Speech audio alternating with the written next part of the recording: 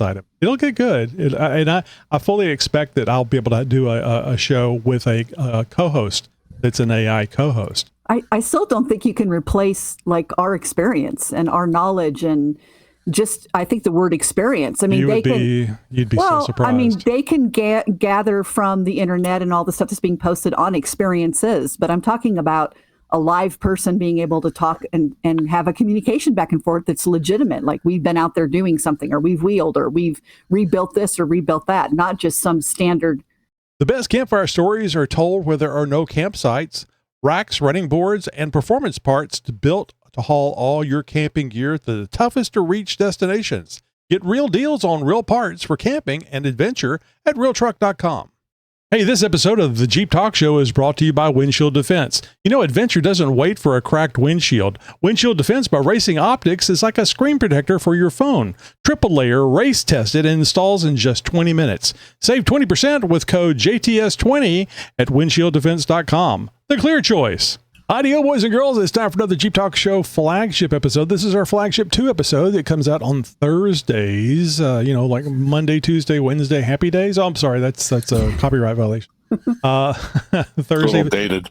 So I know you guys are familiar with this, that we have 5 episodes a week. Wendy is one fourth of the Jeep Talk Show Chick Chat That's team. Right. Yep. She's on Team A along with Amanda, and they have episodes every Monday.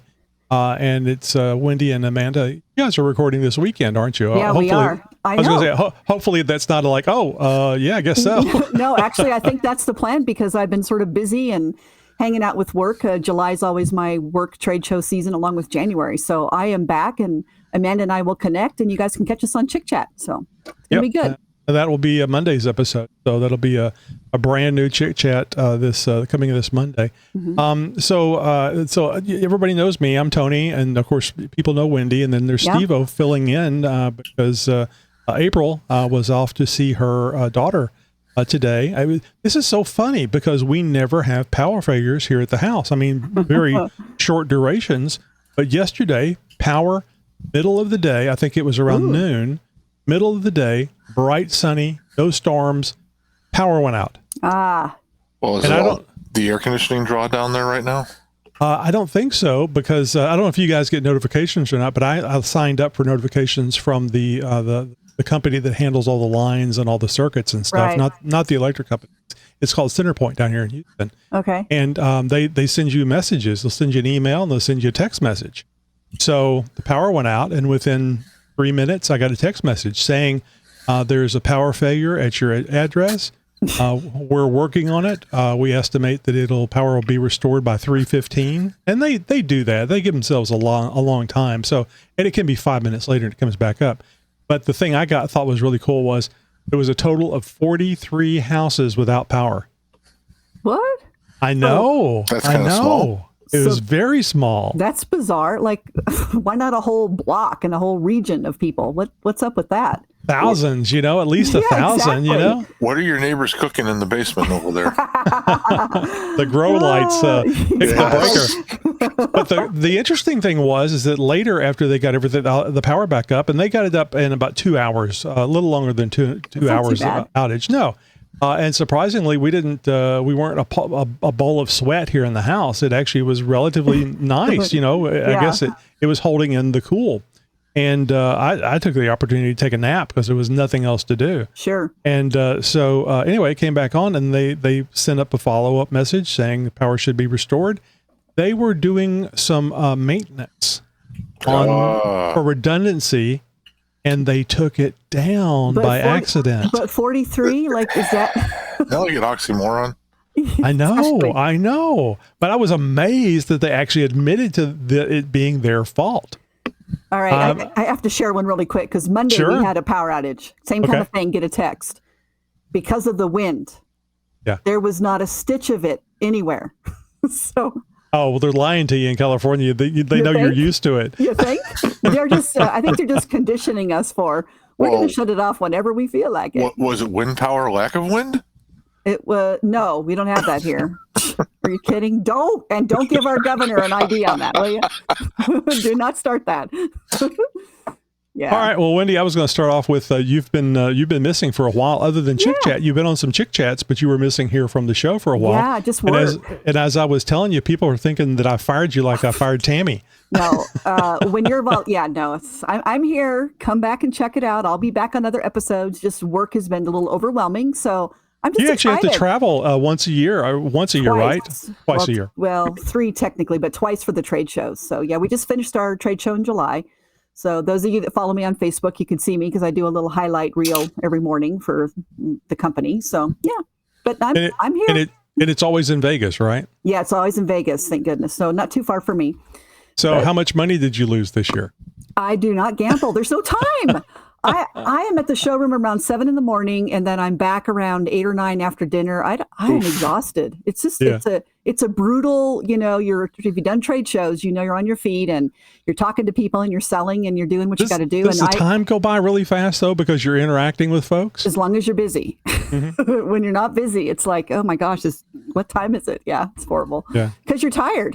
So. But it's fun. Just standing up for that long would be amazing. And Steve, you have a job, right? You do something during the day.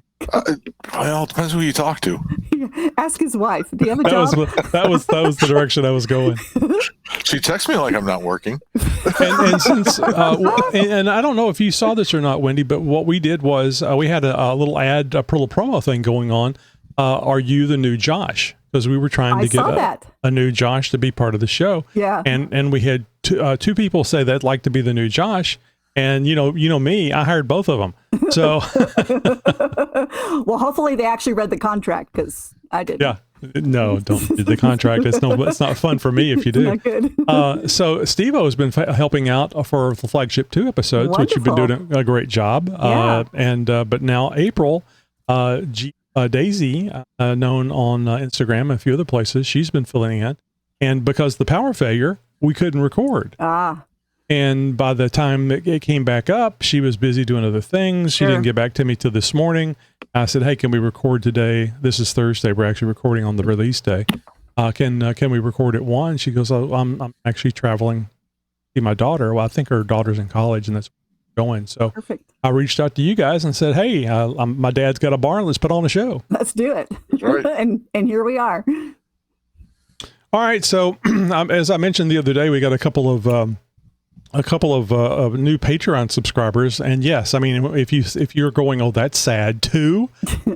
Yeah, but I mean in a week that's good. it's great. It's great for us. So really appreciate the new Patreon subscribers. And let me ask you guys your opinion. Are you familiar, Wendy? I know Steve-O is, but are you familiar with Grok? It's a AI that you can interact with. I have, yes. Mm-hmm. So I had this idea, and I don't know, it may be a bad idea, and this is what I want your opinion on. I'm thinking about having AI in unhinged mode, and she has a tendency to drop up. I think she's bipolar, and she has for sure has a tendency to drop a lot of expletives.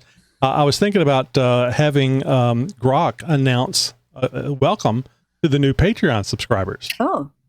In her unhinged mode. So long as she isn't being mean about it. No, she is. It's like going to that diner where the waitresses are mean to you. So I think it could be pretty funny. And but do you think it would be bad? I mean, there might be some thin-skinned individuals. Yeah, there could be. I think it'd be really cool if you thank you for subscribing. Push here if you want the nice welcome or you want Grok, and then they can choose it. And no, I could choose and just say that's what they picked. I like that. So I think that's what I'll start doing because I know people like hearing their names. We would not use the full name, of course. Right. But I know people like hearing their names and kind of a thank you for being a Patreon subscriber. Yeah, I mean, I suppose you could try it, and if you got enough cancellations instantly, you would know it was a bad thing. Well, it would be funny if it really was popular and then people started canceling so they could rejoin. So they could be roasted by Grok. People don't have time for that. They'd be like, "Nope, we're done." Then forget You could push a button. Do you want to be roasted? Push this button. I love roast. Let's call it the Roger treatment. Yeah, Roger's funny. Roger was really surprised. I had him on testing the other day for the audio to make sure Grok could hear people on the Zoom meeting. And he was really surprised. He was very impressed by Grok because he was thinking I was having to type something in or press a button or whatever. I said, no, I just start it and it listens and it responds. Oh, yeah. Could be interesting. It's amazing. AI is going to be just amazing here. As long as they don't replace all of us, right? Our knowledge, experience. I have no doubt they'll replace us for podcasts, but I don't think. And I've mentioned this before. I believe that I used to work for HP, and I worked in the gold level support at HP, and the gold level support was a call center in the United States. Yeah. With English speaking people. Sure. I don't mean English being the native language. No, right. And companies would pay for gold level support because they wanted somebody in the USA. Yeah. And they wanted somebody that they could understand. You know, sorry for the folks out there. You're trying hard. I think you're very smart, but it's hard to understand you. It makes the whole help desk thing an issue, right? Yeah. So anyway, I believe that you're going to be able to tell or suspect whenever it's an AI, doing the podcast, and especially with the video side of it, it'll get good. I fully expect that I'll be able to do a show with a co-host that's an AI co-host. I still don't think you can replace like our experience and our knowledge and just, I think the word experience. I mean, you'd be so surprised. I mean, they can gather from the internet and all the stuff that's being posted on experiences, but I'm talking about a live person being able to talk and have a communication back and forth that's legitimate. Like we've been out there doing something, or we've wheeled, or we've rebuilt this or rebuilt that, not just some standard how they think it should be done. I don't know. It'll be interesting, Tony. You always have your finger on the pulse of what's happening. So yeah, I've been very impressed. And right now is, and I think you experienced this the other night, Steve, Grok will not shut the hell up. No, it doesn't. It reminds me a lot of like, Roger. Big Bang Theory, right? The social awkwardness of it. Yeah. With the characters, that's what it reminded me of, because it doesn't recognize when it's appropriate to respond and when not, right? If there's in a multiple group setting. Right. So it does stop talking immediately when it hears something. Yes. So if somebody makes a noise on the Zoom room, it immediately stops, which is bad. Yeah, but they also had Greg pounding away in the shop, and every time Greg pounded on something, it would stop. Maybe that's how you make it stop talking. Henderson gets so upset when he's muted. He's over there he's doing work and he's talking and nobody's saying anything to him. Well, I'm the one muting him because I'm the one trying to keep the show moving along. Yeah. I know. I'm not saying you do the wrong thing. I'm just glad it's you and not me. All right, well, let's get into it. I mean, we're having too much fun just reminiscing and talking about bullshit. So let's actually talk about the official bullshit that we talk about. Let's talk about some good stuff. And you guys tell me if you care anything about this. Jeep Cherokee relaunch plans. Amid the financial news, Stellantis confirmed that the all-new 6th generation Jeep Cherokee will arrive at dealerships in late 2025. This revival aims to target the competitive midsize SUV segment, with the model potentially drawing design cues from European market. Here we go. Jeep Avenger. The Cherokee was discontinued 2 years ago, and its return is part of a broader effort to boost U.S. sales. See, I don't know. I care. Depends where it's built, because the Cherokees were built about an hour, 15 minutes northeast of me. In the Belvidere plant up here. Right, Mr. Belvidere, the one named after that butler. Yeah. Mr. Belvidere, yes, very much so. Bob Euchre. No, but so I'm kind of interested in this because I'd really like to see the Belvidere plant come back online, obviously, because it's the local economy. Sure. Unfortunately, it's Illinois, and we are not very business friendly. Well, next to California, where I think we're the second worst. Right. Well, with the tariffs and stuff that Trumpy's been doing, that might happen. I think Stellantis has already lost a bunch of money due to tariffs. Well, so but I mean specifically Stellantis, which may mean that they're going to build the vehicle here in the United States. The final assemblies, for the most part, have been in the United States. It's all the components, right, that get interesting. Getting the pieces, yeah. That would be tough to bring to the United States. That would be a slow process. But I think the question goes back to, do we want the Cherokee relaunched? Because it's on that Jeep Avenger platform, right? I mean, that's what they're taking the design cues from. So is that something that that the U.S. wants? I mean, are people saying, "Oh, please bring it back"? But, I don't know. Okay, so the Cherokee's not going to cannibalize Wrangler sales, the Jeep we love, right? Correct. Yeah. That's very true. Yeah. But not having supplemental income from another line could hurt Wrangler. Could. So that's kind of the way I look at it. You know what? They want to go sell their QT to whoever it is, the moms, the college, whatever, the college kids, whoever it is. If that helps bring in some money where they don't have to cut costs in the Wranglers, that's true. Then let it fly. Keeps them afloat. Yeah. The way I'm Correct. thinking. Yes. Yeah, because I definitely don't want Jeep to go out of business. You know, I follow a lot of Tesla type stuff online, and the heating thing I keep hearing is that the internal combustion engine automakers are having a really hard time sales and everything else, and they don't really have any on the horizon. Well, we've heard several companies like Toyota. Actually, I think Nissan is actually shutting down, closed one. And so I don't know that it is. I don't know that the EVs are the cause for that or not. If people are indicating that, I'm kind of questioning that. I don't think EVs are where they need to be to replace internal combustion engine. Yeah. Well, so I think there's some other things going on. And I think there was a very specific market for that. And I think the market that was interested in that has grabbed what they're going to, and it's slowing down as far as that group, right? It's just like when the Priuses came out, it was a certain, let's face it, San Francisco mostly. Yeah, mostly. Right? Yes. It was specifically very marketed, where I can tell you the Cybertrucks, 2 months ago, they're all over the place. Now I'm not seeing them so much because that, I don't know. It's just changing again. Well, and like we said before, Tony, on one of our other episodes, it's the interest rates to get a new car right now. Oh, it's true.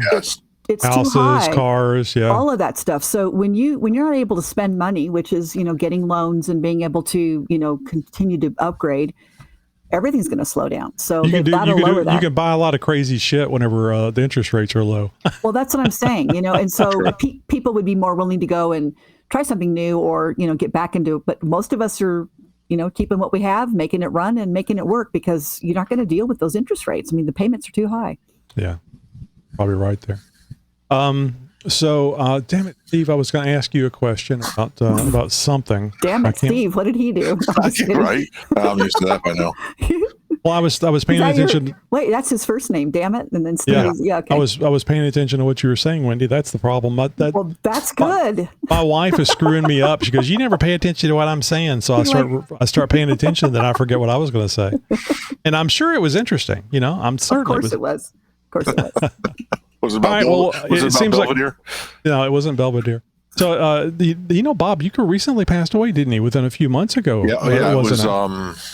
It was a few months ago, and I actually listened to a lot of his games up here when I was passing through Wisconsin. One of my favorite baseball guys. I'm a big baseball fan. I've visited 26 parks now, and he's just one of the icons of the game. Yeah, he was. I mean, a lot of people don't know that he was an actual baseball announcer. He was in the movie. What was the movie he was in with Charlie Sheen and Major League? Major League. That was a great movie. Funny movie. Just a bit outside. Just a bit outside. And it was so funny. Josh and I both loved that. Yeah. You can't see that on the radio. What does it matter? Nobody's listening. That's right. All right, well, let's talk about some recalls here. Over 120,000 Jeep Grand Cherokees and Grand Cherokee L SUVs, 2023 to 2024 models, were recalled due to faulty second row head seats that may not lock in the upright position. What? Does this sound like a minor issue to you yes, guys? I mean, seriously. For a recall, and they rag on Jeep's quality control, and it's like, if that's the only quality control you're having a problem with, I mean, yeah, it's not perfect, but come on. So, well, it does say here that it increases injury risk and crashes. Owners are advised to check for recalls with free repairs available at dealerships.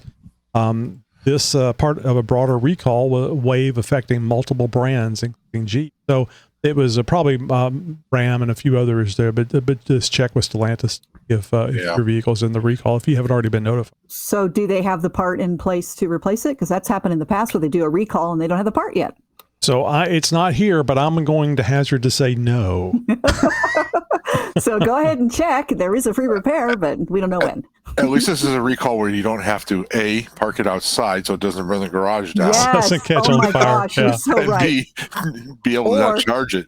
Or be able to use the brakes, right? Yeah, Once the brakes right. are working. So you're good. Yeah. That 4xe, the charging part, don't do that. That's not a good thing. Yeah, exactly. And what was the other one? Steering, right? The steering box. So that's, Oh, I was going to say that earlier. I'm just hoping, and this is going back to the Cherokee relaunch, and this is for you, Wendy. I'm just hoping that the Cherokee relaunch has the lane assist, so that it tries to keep you on the straight and narrow. Literally. Literally. She rented a vehicle that had that. She hated it. I hate that. I had it too. I was in Maine, and I was with my family and my mom, so I had to get a Chrysler Pacifica, which is a minivan. Yeah. And it had that on there. That went off. I found that off switch real quick. The first time you're doing on a curve and you're like, what the? And it's like fighting you to actually turn. No. I didn't think about this before. Wendy, did you think the lockers were engaged? Yes. It's like, wait, what car am I in? I can't remember. It was awful. I got the front lockers on. What the hell? Yeah, it's like, you know what? That's what I said. That whole episode was Jeep, get out of my driver's seat. Like, you do not need to tell me how to drive. Yeah. Anyway. Well, I think we're going to see a lot more of that, but hopefully there'll always be a Scotty override button. There has to be. Yeah. All right, so Jeep introduced two limited run 2025 Wagoneer models, and I like the Wagoneers. Wagoneers are very nice. It's unlike what they were doing with the Cherokee and the Avenger, although the Avenger is pretty cool too. I don't know that I would buy one, but pretty cool. So the Wagoneer Limited and Wagoneer Super. Oh my God, that sounds like a Ford Excursion. if you guys remember that thing was huge. I was going to say, where's the put up the dollar signs up and the ding ding ding, because that word super means more money. Oh, absolutely. So the 2026 Jeep Wrangler began. I'm sorry, I jumped ahead of here. The targeting the Wagoneer Limited and Wagoneer Super, targeting specific customer segments, will enhance luxury and catapult us well into the 2026 year. Enhance luxury and capability features. So yeah, I mean, when they say enhance cost, luxury, cost. Insert checkbook here. Yes. All right, now for the Wrangler thing. In 2026, the Jeep Wrangler began arriving at dealerships with behind-the-scenes previews, highlighted updates. Additionally, 2 new colors were confirmed for the Wrangler, though with some limitations on availability. And I have no colors for you, so don't even ask. I'm sorry. My first thing I go to say is, what colors? I know. Because they've been doing a whole bunch of ads on Instagram with, midnight and all these different things. So they're adding additional colors to that as well, to what they already have. I'm guessing so. For 2026. Yeah, you guys ask Grok, and I'm sure it'll be happy to tell you what those colors are, because I failed and we don't have them here. Actually, I got this stuff from Grok, so actually Grok. It's their fault. I'm going to blame the AI, right? Not the person that is responsible for it. So the cool thing, though, unrelated to colors, I've noticed that Jeep is being more involved with movies. They were involved with the most recent Mission Impossible. They were involved with this Jurassic Park, recent Jurassic Park thing. Yeah. And I guess I should mention, if you guys love Jurassic Park Jeeps, maybe you have outfitted it with the right colors and stuff, and you've done it to a JL, for example. Well, that grille is wrong, because it has the IJs that they used in Jurassic Park, the original one, were not round headlights. They were rectangular, which people call square. Yeah. Well, and you can now get a square headlight grille for your JL or JT, but unofficial use only. Our friend Greg Henderson, because he makes them and sells them. So, it's just one more step to get to that true to the movie Jurassic Park look. Well, your Jeep. There was also a Jurassic Park badge of honor that she could apply for. It was. Limited, but it was all over the internet, I guess. You didn't have to go on any trail, by the way. You just had to log into it. So they'll be all over eBay soon. Of course. That's probably true. April mentioned that, I think it was the week before last on the Flagship 2 episode. I didn't hear anything about it. Oh, really? And I said, so I'm guessing they're out of them. She goes, I think they were out of them within a couple of days. Yeah, there was only like 10,000. They sold out pretty quick. I mean, they were posting here in Southern California that, if you want to get your badge of honor, you got to go now, kind of a deal. And I'm thinking, what trail is that? Well, there isn't a trail. So I said, no. Oh, I don't know. And I brag about this, so maybe you have heard it, but I mentioned that Toledo Jeep Fest should have a badge of honor. Specifically that if you're in the parade, you should be able to get a badge of honor from Jeep. Well, and I suspect with them doing this Jurassic Park that could be a way for them to sort of re-engage everybody by having these different badges of honor that are not a trail related, that it could be an event or a theme. So it could be interesting. And I would think the majority of the people don't even know about a badge of honors. And this would be a way for them to know about it. But they struggle enough fulfilling the regular badges. I'm still waiting. They got a lot better. They got a lot better with it, though. About 2023, when I went to EJS, I had been waiting on a badge of honor for a long time. And all the badges of honor for Moab came in at the same time, and that one I'd been waiting a couple of years for came in. I think they went with a new company to do it. No, I'm still waiting on some from EJS this year. Well, they also changed, was it a couple of years ago, they changed the map on it, and I think, like you said, Tony, maybe their vendor who's providing the badges, but they actually made some adjustments to it. And one thing I didn't like is when originally you got 2 badges, so you could put them on both sides of the Jeep. Now you only get one. Really? I've only ever gotten one. No, I've got doubles on both of mine. So I don't like that the next set of badges I have to get is just single. I'm like, which side am I going to put it on? I don't know. Well, that's simple. The Bill does one, you do the other. Yeah, exactly. I need 2. They came out with this year at Easter Jeep Safari. They debuted 1 year only trails, and they're only good for 1 year. And I would have thought they would have. Well, I would have thought they would have pre-produced a lot of those, because those are the ones I'm waiting on. That would be smart if they 2 of those. So they're that's not good. Yeah, and then I'm waiting on one with the gold bar rim, which is regular trail. It's part of the trifecta that's been there forever, and that one I still haven't gotten. Yeah, there's the R. Kelly one, the golden shower. Oh boy, geez Louise. And here goes the show. Send all emails to. That would be fun, wouldn't it? Well, it's a good thing I don't have something I could make some badges, some illegal badges. Inking badges. Exactly. All right. So anyway, off-road enthusiasts noted shifts in preference with some Jeep owners moving away from worn winches based on recent experiences. Discussions. What do you guys think? Everybody's got a winch here, right? Yes. Yeah. What do you got, Wendy? But why? I mean, what's the comments that they're saying? It says that it's Mojave and Lucifer are the colors that they're coming up with. For the winch? I'm just kidding. I don't have the information, just like the colors. I get it. I'm just playing with you. Yeah. I don't have the information Mojave, online. so that'll be dirt, and Lucifer will be red. Okay. Anyway. Yeah, I was thinking the same thing. Yeah. I just was curious. I don't blame you. I'd be curious too. I just don't know. I think winches are, it's like tires. Somebody asks, "What's the best one to get?" Well, there's a whole list of what the answer is to that. So who knows, unless they did something funny or somebody got hurt, could be the way that why they're moving away from it. I mean, I think if Jeep is not providing that in some of their builds, then maybe that's why they're walking away from them. But I still think Warren's around. I don't think they're going anywhere.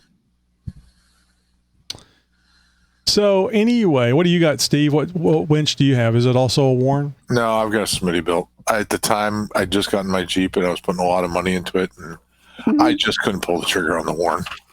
All right, I'm going to read ahead on this one, make sure I don't have half-ass information. I think I got full information here. So incentives and deals for August 2025, Jeep offered cash rebates and lease deals, including up to $6,000 on the 2025 Grand Cherokee L and $4,000 the 2024 Grand Cherokee 4xe plug-in hybrid. These promotions include sales amid economic pressures. Everybody knows that the $7,500 off your taxes is going away for EVs, right? Yeah. I think it is good until December 31st. So there probably will be a large wave of purchases 4xe and Teslas. Well, if you are going that route, I mean, we've talked about this before too. So again, if the interest rates are not there and favorable, I don't care what they throw at it. People aren't going to do it. I think you're going to see a surge here again. So when COVID hit and the car market parts became scarce, the repair shops were just going crazy, just trying to keep the older vehicles running. I think that's what's going to happen here is people are going to be hanging on to what they have for longer because that's the cheaper route to go versus trying to finance a new vehicle. Yeah.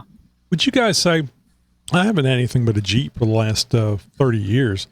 Would you guys say, and maybe the same is true for you, but would you guys say that the vehicles are better made and last longer now, or it just depends? Oh, without a doubt.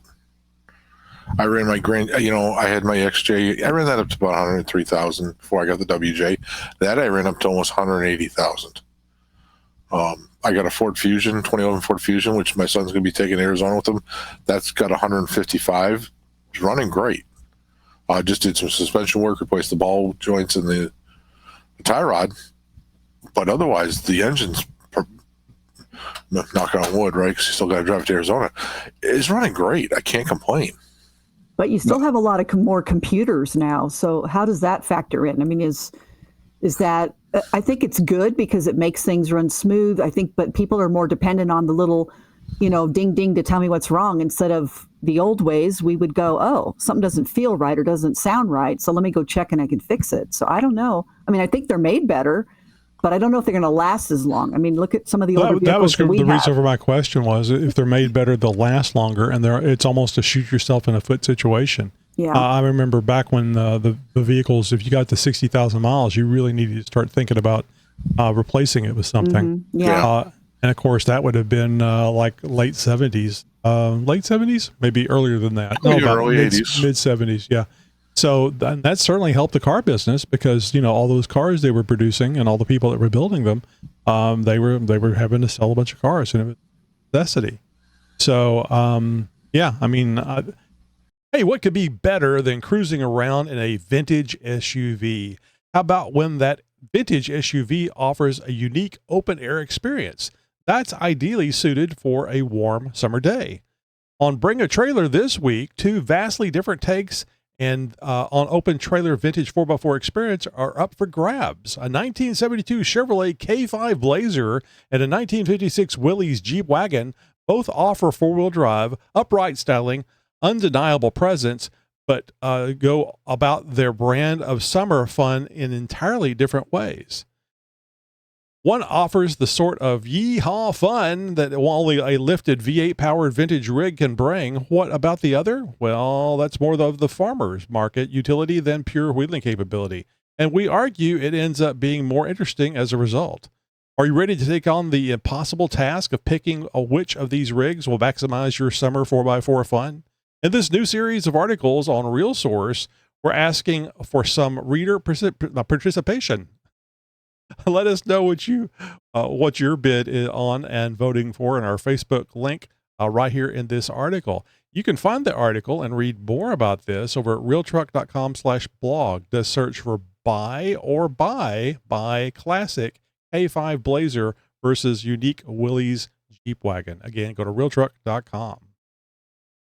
Hey Jeepers, Tony here from the Jeep Talk Show. You know what I love about our community? We don't accept limits. Can't get there? We'll make a way. Trails too rough? We'll conquer it anyway.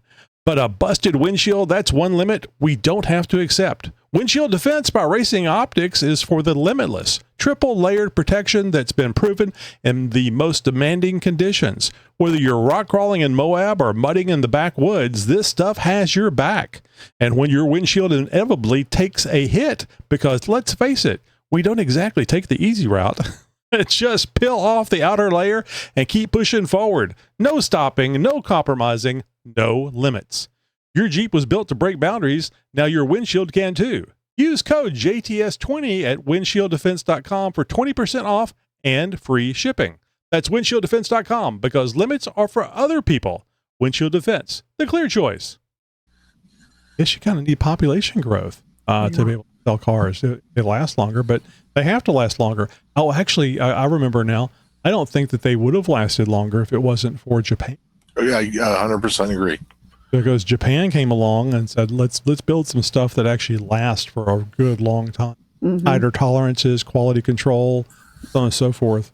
And it's not like the Americans can't make amazing things, but why would you want to? It was an American that taught them that system too. That's the funny part. And I'm blanking on his name, but he's the one that introduced all the lean manufacturing to them, the quality control and everything.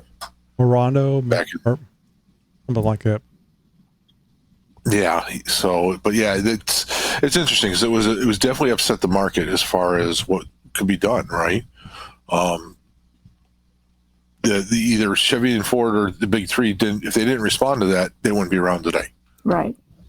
So. All right, so I think the answer is no to everybody here, but upcoming events, the 2025 Great Smoky Mountain Jeep Invasion, been teased by Jeep. I don't think anybody here is going, right? Never again will I go to Pigeon Forge Really? if I can avoid it. Never. Why? Tell me. Yeah. So Pigeon Forge is the biggest tourist trap you've ever been to. Oh, yeah. I went there with my family for just a reunion with my parents, my sister, cousin, nephew, and everything during spring break one year. And to go from one end of town to the other, a 1.5-mile stretch was 20 minutes in Gatlinburg.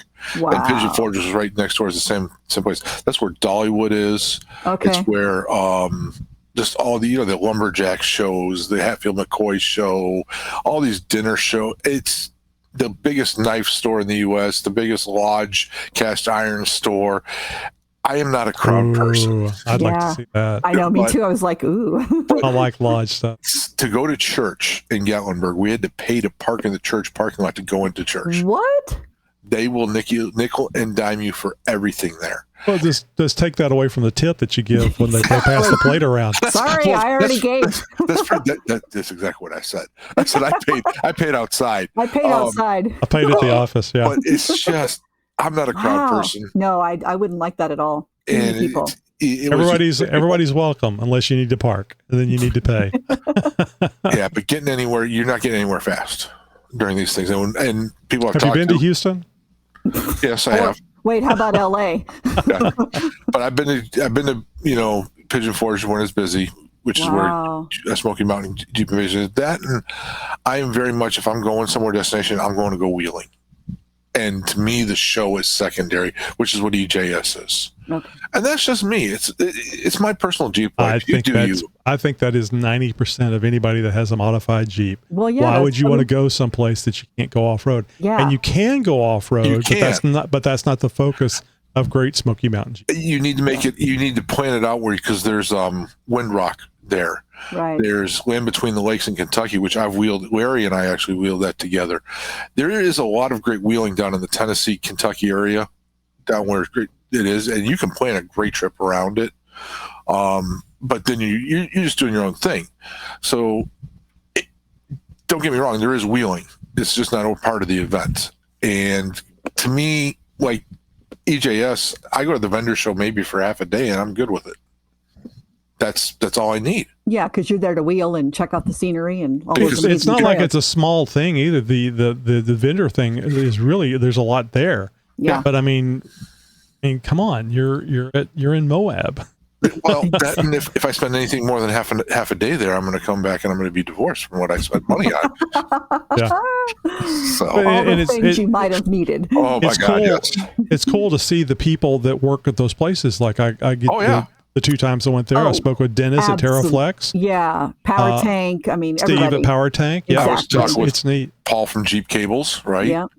A couple people. Yeah, it's neat to visit with the vendors, but it's not, to me, it's not for me, a half day, maybe a little more, but it's not, to Wendy's point, these guys, by the end of the trade show, it's a trade show. Yeah. That's essentially what this is. It's That a is trade exactly show for the what it vendors. Yep. They're done by the end of the day. Yeah. By the end of this thing. They're done. Yeah, and there's events and stuff. I can see people having their modified Jeep go out and really not do any wheeling, just going there to maybe buy some stuff from the vendor show or interact with people. You're going to look at what everybody else has done to their Jeep, so you have that show and show and see shine. The Jeep concept vehicles is another thing. Yeah, but honestly, if you're going to go to Moab, you want to go to wheel. I mean that. If you didn't wheel, something's wrong. Well, no, I can understand some people may go there just for the event, not really to go wheeling. Now, wheeling is scary. Part of it too, though, is if you get people that like part of me, Easter Jeep Safari, why it's such a blast. People are like, oh, you should go. Well, it's not Easter Jeep Safari. I go because all the Jeep Talk Show people are there, right? To me, it's also a big social event. It makes it a huge difference. And it's an absolute blast. It's people that you've never met in many cases, but you know them because of all the stuff we have with the Jeep family, if you will, through the Discord server and our roundtable that we do every week. So it's really a family. It was really cool because John Lee actually pointed it out. It wasn't even me that came up with the family idea. Yeah. I think it's a little, I know it sounds like patting the Jeep Talk Show on the back a little too hard, but you should. But we have started a family here. Yeah, exactly. And you see that whenever people get together out at these events. And maybe that's part of why Great Smoky doesn't appeal to me, is because everybody else, maybe one or two people are talking about going. It's not like we had 30 people out at Eastern EJS. Yeah, and that's a lot. That's a great group. It's a huge group, and it's just absolute blast. So you guys pulled up in a gas station and went in there and ransacked the place and set toilet paper on fire and just have a rowdy bunch. So then we blame Bob, who's in the bathroom, and we ditched. Anyway, the Great Smoky Mountain Jeep Invasion, we do have some Jeep Talk Show people going there. I know Natalie, she's actually going there with High Lift off road. Yeah, sure, that makes sense. But she'll be there, and she's going to be tied up on the vendor side of it the whole time. Right. But if you'd like to meet Natalie, you certainly can do that. Just look for High Lift off road, and make sure that you mention you know her from Jeep Talk Show and not High Lift. Yeah, there you go. Yeah. And for her, that's not far away either. She's down in Cincinnati. That's a decent. That's maybe don't quote me on this. Maybe a 4-hour drive for her. Well, that's not bad. That's easy. Yeah, I think that's right because where Chris is. And Chris is planning on going. So anyway, Natalie from High Lift Off Road, April, Jeep Daisy. She's planning on being out there. She's going to be helping to promote the Jeep Talk Show with her being a co-host on the show. Not the reason why she's being there. Not going there. But Chris absolutely is going there. Yeah, he does such a good job too. Well, Chris also double dips on this because his daughter goes to school down there. Oh yeah, no, that's a good reason for him to go. I mean, he has to. It doesn't matter the reason, just go. his son, because he's talking about they got to move him back into the dorms and stuff about that time. So it's just another hour drive or something. From that. And the cool thing is that we'll have 3 people there about the Jeep Talk Show, and I know at least Chris and probably Natalie will have Jeep stickers, and Natalie will hand them out. Not a problem. Which is great. All we saw was the hand, Steve. Oh, you didn't see the Got to get it in the center. There you go. I think I have right there in my little. So anyway, you'll be able to find those folks if you're going out there, and nothing against the Great Smoky Mountain Invasion. Just don't. I don't think driving up and down a main road with your 1500 watt stereo system and 22-inch wheels and all. And I love lights, but I mean the lights that blink and flash and look at me type stuff. So, but to each their own. But that's I think it would be fun to see and it'd be fun to be a part of, but not enough for me to drive 20 hours. That's a long drive for you, right? It's further there than it is to EJS, Tony, or is it probably about the same?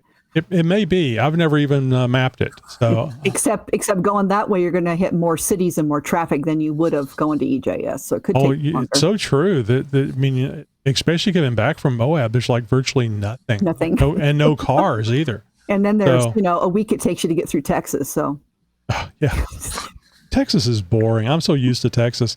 As soon as I hit New Mexico, it starts jostling you around. Yeah, and then to get into the fast lane. It's the fast lane is the only smooth lane in New Mexico. Exactly. Yeah, don't go on I-40 if you have death wobble. Any chance of death wobble. Forget it. Yeah, I know. The death wobble testing track is in New Mexico.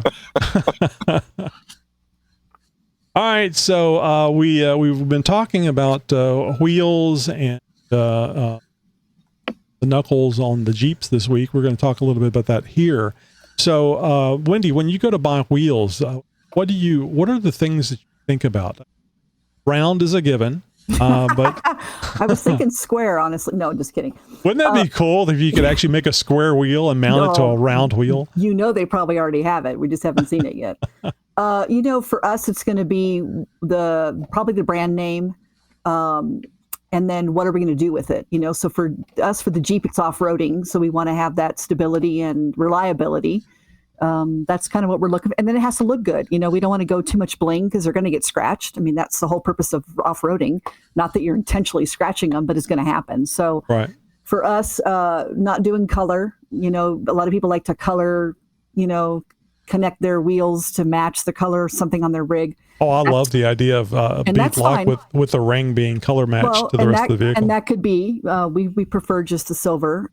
You're just going to be touching them up a lot when you take them off road. That's what I said. I don't want to have to be going, look at that, they're brand new, and look at the scratch. Well, I guess I better go out there and paint those rings. Exactly. So that would be us. We would just be looking at what's the reliability, what's the brand, that kind of thing. So did you do bead locks on the JKU? We do have the race line. Mm-hmm. Yeah. And I don't know that we necessarily need the bead locks, honestly, because with the Nexen tires, I can go down lower if I need to, and I really don't need to worry about it popping off the bead. But it looks good. So we have them. Oh, yeah. No, it looks like you're off-roading. Absolutely. Yeah, it looks good. I love the look of the bead locks. And now that I can identify the fake bead locks and the real bead locks, I see the fake ones. I can't have bead locks. Yeah. It's funny. Our Chevy, 2006 Chevy diesel truck has the fake ones with the ring. They look good, but that's what he had on them for a while, and it's fine. But on the Jeep, we wanted to be practical and functional. So, well, there's no sense in putting fake bead locks on a real Jeep. Not if you're going to go off road. Doesn't serve any purpose. So. I don't even think. Well, you know me. I mean, even if you don't go off road, if you're going to set it up for off road, you really need to set it up for off-road because you never know when you may be in the situation where you need to use it off-road. I don't think people think that far, Tony. I think I understand. That's one of the reasons why I mention it here. So people think about it. If you look at the industry of wheels, it's a humongous industry. Oh. And for every single car, every single vehicle, whether it's off-road, on-road, whatever, the show cars, cars that race, wheels are huge. So it's a big industry. It's to the point where there's almost too many choices. I would agree. I bet you the market is so saturated, it's really difficult to make a buck selling wheels. Yeah, potentially. I think it does come down to brand. And again, when you ask, if you're new to Jeeping and you're, okay, so what do I need to do? Because, off the lot, wheels are going to be pretty standard and they'll work. There's no reason to even have to upgrade if the size is correct for you. But there are times when people ask and you just go, man, it's a personal choice on wheels. What's the look you're looking for? The thing that gets me is the price on wheels. It's kind of like, if I was selling you a tire, I could sell it to you for cheaper because you're going to be buying more of them. But with the wheels, you're probably never going to buy another wheel again. So let's get $500 per wheel. If you're lucky. Well, and let's face it, they always do deals on sets of 4. Well, if you're driving a Wrangler, you need another one. You need 5. Absolutely. And that's where they get you. That's right. Every time. Yeah. So no bead locks for you, right, Steve? No, I got the 35s, although it was very interesting during EJS this year. There was a couple of obstacles I went through. I was down about 10 pounds, and there was a couple of obstacles I hit it, and all of a sudden you hear like, the air comes out. You're like, uh-oh. Yeah.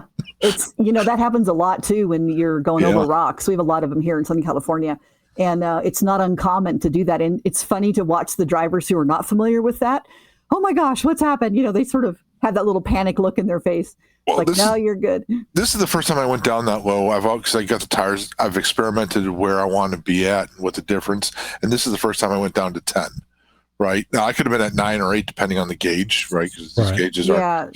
So this is the first time I've purposely gone that low, and I'm like, okay, well, this is my limit. What kind of tires are you running? The BFGL trains. So you do have to go down low because you don't. Yeah, they're a little stiffer. The sidewalls are stiff. Much stiffer. But at the same point, because they're so stiff, that's where the beads are breaking easier. Absolutely. Oh yeah. So it didn't pop the bead. It just made the sound. You lost a little bit, and you were fine. Yeah. That would be scary. Yeah, so, I just made sure I didn't stay in that position long at all. Right. So is it like what's the Marco Polo thing that whenever you hear the psh, and then you do the psh? Well, to be honest with you, I didn't hear it the first couple times. My buddy Dan, who's behind me, his son was hearing it. He came up and told me I had the radio up too loud. Yeah. I was just enjoying the radio. my stereo, because I was trying not to listen to the GMRS for other reasons. Because Right. Roger. no, but I didn't hear the first couple times. So then I turned the radio off, and then I was listening. I'm like, huh. Yeah. So well, and that happens with that stiffer tire, the sidewall too, because it doesn't have anywhere to flex. So Correct. You're putting that pressure on that rock. It's down to 10, which is probably a good traction for you, but it's just normal. And then you just have to make sure if it was doing it enough times, you might have to stop and check the air. You might have been too low to continue, and then you will pop the bead, Maybe you were at 10, but you were at 5 by the time you got done with the trail. Well, and we were close to the end, so I wasn't too concerned about it. Sure. So we're gonna that's when you started hearing it. Yeah. That's true. He's like, why is it taking longer to air up this time? This isn't usually and of course, this long. I've long ignored the TPMS, right? Because it was telling me I was down to 10 to begin with. So I wasn't paying attention to it. I love it. Yeah, it is a very odd sound if you're not familiar. Yeah. Because you first off, you're thinking, what was that? Because now you start going through your mind. Was this something in the engine? What could be making that sound? Because you don't have any reference point of it if you've not been hearing it very often. Well, and if you have a passenger, did they pass gas, right? I mean, you just don't know. And then there's that. Or the dog. Yeah, especially the dog. Oh, my gosh.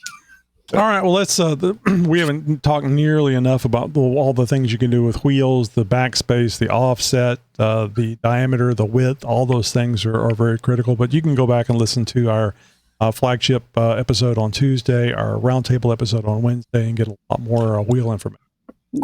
Greg introduced wheel scrub, right? Or scrub radius, which I had never even heard about this. I'm sitting there thinking, crap, because I looked at the backspacing, the offset, and all that. I was meticulous with that. I was doing all the calculators and everything else, and I'm like, wheel scrub, what the hell is this? Yeah, there's always something. That's how they get you. Well, that's also how we learn, because that's what we do in Jeeping, right? And sometimes we learn. Yeah, sometimes we learn because we did it wrong, or the hard way. Yeah, but at the same time, and the tires are rubbing or wearing incorrectly, or it's hard to turn. Listen to the Jeep Talk Show, all of our episodes, because you get all the information that way. Eventually. All right, well, let's talk about, and this isn't really something, you probably have an opinion about it, Wendy, but this isn't something that you have to deal with. But if you have a JL or a JT, chances are good that you have aluminum knuckles. Steve, tell people what knuckles are. All right. So knuckles are what allows you to turn left to right. Your rear axle's not going to have them because your axles, the wheels are just going spinning. The knuckles mount 2 points on the top and bottom, what's called ball joints, and that's what pivots on the axle and allows the wheels to turn. Obviously, you've got your tie rods, your drag link, and everything else doing the actual steering. The tie rod actually links between those two knuckles, so they both turn simultaneously in the same amount, right? But it's essentially you only got 2 points holding your wheel to your axle. That whole vehicle. Knuckles. Yep. And you're putting a lot of stress on those. So having the steel ones is what have been for the standard forever. Well, now the EPA is involved in saying, hey, you need to get your mileage up to this point, miles per gallon, and the manufacturers are looking for ways to lighten the vehicle weight. Well, obviously, taking these giant steel, it's almost like a claw, right, on the tire, taking that off and replacing it with aluminum, that's just one of the many things they can do to help lighten the load. Right. The problem is, people are now seeing with those aluminum ones, those holes, the top and bottom where the ball joints go in, are getting wallered. Is that how you say it? Or wallered? Sounds good. What do you say in Illinois for wallered? Wallowed. Wallowed? There you go. Wallowed out. And now your hole, which is perfectly circle, is no longer circle. It's becoming an oval or oblong. Mm-hmm. And that now your ball joint's moving in there. So now you're not talking about just replacing the ball joint. You're talking about replacing a knuckle. And even the cheapest steel knuckles are around $400 a piece. Right. And you need two. And you need two. That is correct. And so it's just an interesting thing. When I first got in my Wrangler, I'd never really thought about it. And someone was talking about... You expect Jeep to make something good. You expect them to make the right decision for you, the consumer. And I think 90% of the time they do. And probably, you could probably say 100% of the time they do for people that don't go off-road. Don't put big tires on the... And it's going to depend on what you're doing, right? If you're running 37s with really heavy wheels the chances are greater that you're going to do the wallow. Gonna be doing some wallering, yeah. Versus me, I get the 35 12.5s. I've not had any issues. Roger's wife's running 37s on her jail. She's not had any issues. But again, it depends how hard you're Yeah, but in the whole Murphy's Law thing, I'm married to Roger, so he's on that side of it. That's 3 Roger references. Oh my gosh, he's going to be calling in. I've had it. He says he's used to it, but he sounds very disgusted. I think it depends. Like someone said to me the other day, "Well, how many miles can you replace it?" Shit, there ain't no guide on that. This isn't like an oil change. Depends on what you do and how often you're out there. You know, what kind of wheeling are you doing? Simple fire and road? how often you launch it off of a ramp? Oh, do you operate under the principle, "Hey, stupid, you have to drive it home"? Yeah. Or do you have a trailer you can put it on? Because that's a whole different driving. 2 different ways. Yeah, it's not gonna fix the waller, but at least you can get it home and you can just sit it and look at it and go, "I need to go work on that waller." And I got a 20-hour drive home from Moab behind the wheel of the Jeep, not on a trailer. That's right. So I guess really the point here is that is it worth the $1,000 or the $800 and the time? And some people have to pay the labor to have those changed. Is it worth it to change those things? I say it is, but I say do it whenever you're making all the other changes to the axle. Like if you're going with RCVs or you're going with a truss, or maybe you didn't have lockers and you have lockers installed, all that stuff has to come out anyway. Then just have them take the knuckle off and put on the steel knuckle. I mean, you're spending a boatload of money, or I like to say buttload of money already. Make that axle really work for it, especially if it's a Dana 44. I think for a Dana 30, certainly you can do that with a Dana 30. But I recommend if you don't have a 44 on the front of your Jeep, all Gladiators do, not all Wranglers do. You might look at just replacing the whole thing that has steel knuckles on it. Well, and you also have to think about when you start replacing one part, then you're creating a weaker link somewhere else. So it makes sense to plan to do that sort of all together. It's going to be expensive, but I do think it's worth it. My opinion would be yes. And again, I would preface that by saying, what are you doing? If you're strictly going to just drive it back and forth to work, you don't need to touch it. But if you're going to go off road and you want to do some fun wheeling at some of these parks and you want to go over some rocks or you want to do different types of obstacles, you're going to need to consider that because that will be a weak link for you at some point. So. Well, it kind of goes back to the whole fake beadlocks versus beadlocks thing. Exactly. I mean, if you're going to build it for off-road, even if you're not taking it off-road, does it make sense to save $1,000 simply because you didn't want to go full bore? Well, it also but it also depends. When are you going to do it yourself, or are you paying someone else to do it? Because if you're paying someone else to place your ball joints, then later to come back place the knuckles, you're paying a lot more in the long run, right? Where if they're already in there, do it. Yeah. And that's what we do say. And replace replace the ball joints when you're replacing the knuckles, or vice versa. Yeah. So it's might as well. I mean, it's just going to buy you miles before you have to do it again. Yeah. And you will have to do it again with oversized. Well, and don't forget too, if you're wheeling off road and you break down, what's it going to cost you to get out of there? Yeah. Somebody in the group might be able to tow you at a certain spot, but the tow truck people, they don't go off road. So then you got to get the vehicle to the pavement. So what is that going to cost you? Well, actually some tow truck drivers do, but you're going to pay. You're going to pay. Recovery. Yeah. But that's what I'm saying. So when you're looking at those costs, you're like, well, it's going to cost $1,000 for these knuckles or this amount of money to do all this. Think about what it would do if you didn't, what's going to cost you to get off the trail. And I think a lot of people who wheel don't realize when you break down on the trail, you're at the whim of whoever's around you with tools and duct tape and wire and whatever they need to fix it. Ratchet straps. Yeah, ratchet straps. Believe me, you got to have them on board. And if you leave your vehicle there, you may not come back to much of the vehicle. Depending on where you're leaving it. Yeah, I wouldn't do it in California. Yeah, Arizona. Yeah. But that is also consideration when you're looking at that is the whole picture. So Steve, you mentioned scrub radius. I just have a little blurb here. As this impacts steering feel and wear. Changing the wheel offset or tire width alters it. Stick close to stock for balanced performance. So, and I believe Greg Henderson was mentioning, over to AEV, you can utilize their information on their website to estimate what size what size wheel offset and backspace that you for specific make and model of your vehicle. Well, so the philosophy's been is what offset does is how far it pushes the wheel away, because the bigger the wheel, when you go hard to either driver or passenger, now you're going to be hitting the control arms or other parts of either the frame or whatever it is. Mm-hmm. So everybody's like, well, we need to push those tires out. That's everybody's first thought. We need to get that offset in there so that when we're full lock, we're not rubbing anywhere. But so some people are like, well, if I'm going to be off by this much, what does it matter if I'm off an inch or 3 inches? Well, that's where the scrub radius comes in. There's a balance in there on how far you need to be out from that wheel hub, right? With that wheel.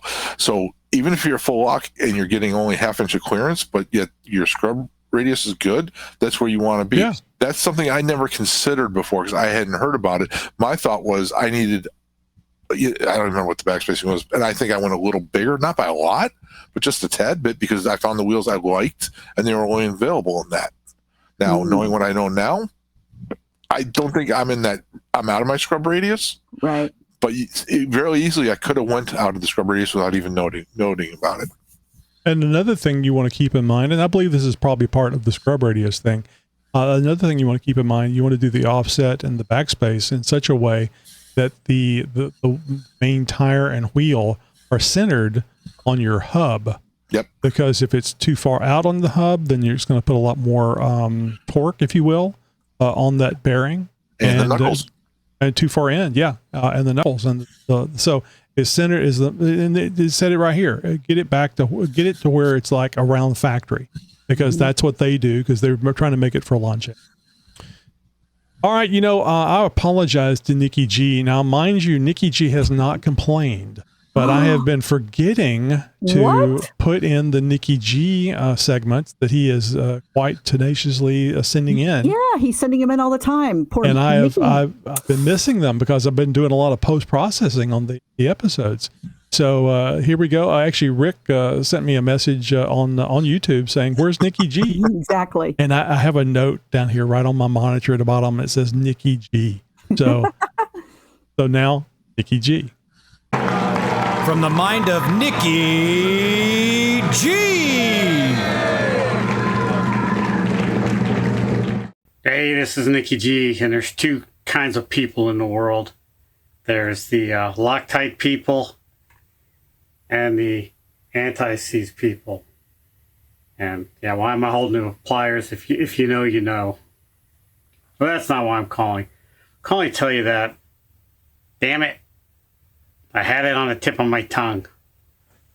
Yeah, I can't believe viruses just invade my body without asking. Yeah, it makes me sick. Yeah, I can't believe it's hard to believe I forgot that one. I'm going around telling people about the benefits of grapes. Yeah, raising awareness. All right. Oh, gosh. All right, boys and girls, I'll chat you later and have a good one. Bye. I should apologize, but I'm not. Alrighty, folks. So did this Jeep Talk Show get your engine roaring? Show us some love by dropping a 5-star rating and a blazing review on your go-to podcast platform. It's your way to help us expand our Jeep family. Keep the adventure rolling by hitting follow on social media and joining our newsletter. I think the newsletter is really good. I don't know if you guys, Steve, you're on the newsletter. Wendy, I don't know if you get the newsletter or not. I do. I get it. I've been adding some articles and Jeep stories to the newsletter that hopefully that you guys are enjoying. And if you haven't read one, then you might want to subscribe to our newsletter. Just go to jeeptalkshow.com/contact to see how you can email us. You can call us. You can join us on the Discord server. You can join us on the roundtable. All kinds of ways that you can be part of the Jeep Talk Show family.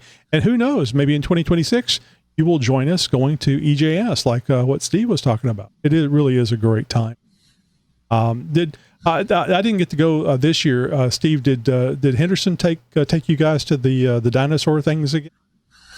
No, he didn't. But because he showed us last year, we took me, Bob, Rick, Dan, a bunch of us. We took some other people. That Perfect. So we just passed the knowledge along and went. So you continued the abuse. You were abused by Henderson, and now you're yes. I love it. Passing it forward. All right, guys. Well, thank you so much for being here with us tonight. Wendy, thank you. Hadn't seen you in a long time. Thanks for being here. I mean, I've been seeing you on Chick Chat, but hadn't seen you here the main show. And Steve, thanks for filling in for April tonight. You guys have a great night and a great weekend. Right. Wendy, we'll see you and Amanda on Monday. Broadcasting since 2010. You're my friend. You're my new friend.